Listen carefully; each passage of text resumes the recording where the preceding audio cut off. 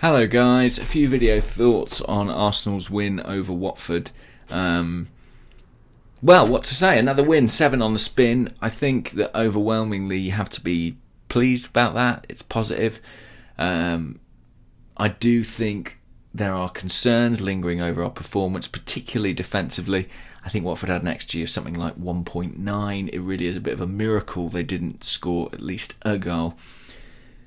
But we got the win, and maybe that's the difference this season. Maybe we've got a team and a manager who are able to grind out results in ways that we weren't able to last season, whether that's by mental fortitude or just sheer attacking power. I mean, ultimately, we find goals with this team because we have so much quality going forward. So it proved, again, against Watford, a 2-0 win without ever really clicking on the attacking front. I suppose the big talking point now is, what is Unai Emery going to do with that front four?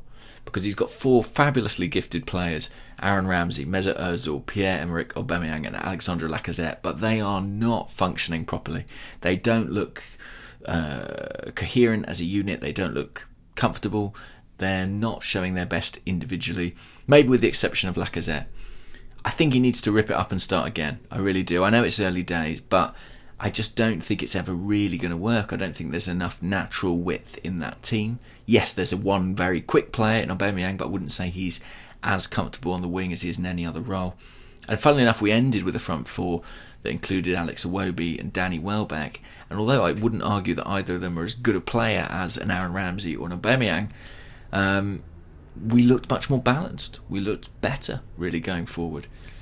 I think it's approaching the point where if Unai Emery's not prepared to play a front two, maybe he has to choose between Aubameyang and Lacazette.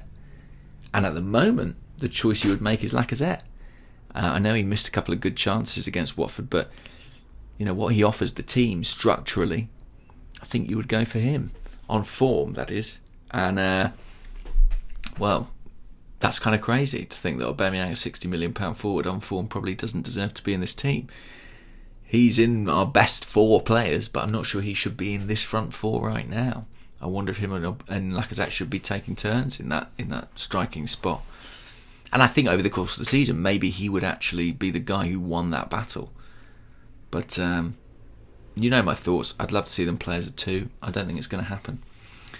Iwobi's the guy who I think is really pushing for a start. His transformation physically and in terms of his attitude within games and the way he attacks defenders is just a huge change, and it's so welcome and so exciting to see a young academy player playing like that.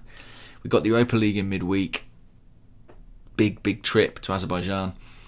I would be looking to leave a lot of senior players at home because we play Fulham at Sunday lunchtime. I think it's 12 o'clock. Not a huge amount of time between getting back from the Karabag game and facing what could be a tricky London derby. So I'd definitely be looking to rest a few, including Bernd Leno, who will be first choice goalkeeper for that Fulham game, so let's hold him back and make sure he's protected. Anyway guys, more thoughts on that as and when. The Arscast Extra is out now, the 250th episode, so do download that, have a listen, and I'll speak to you in the week. Cheers guys, bye bye.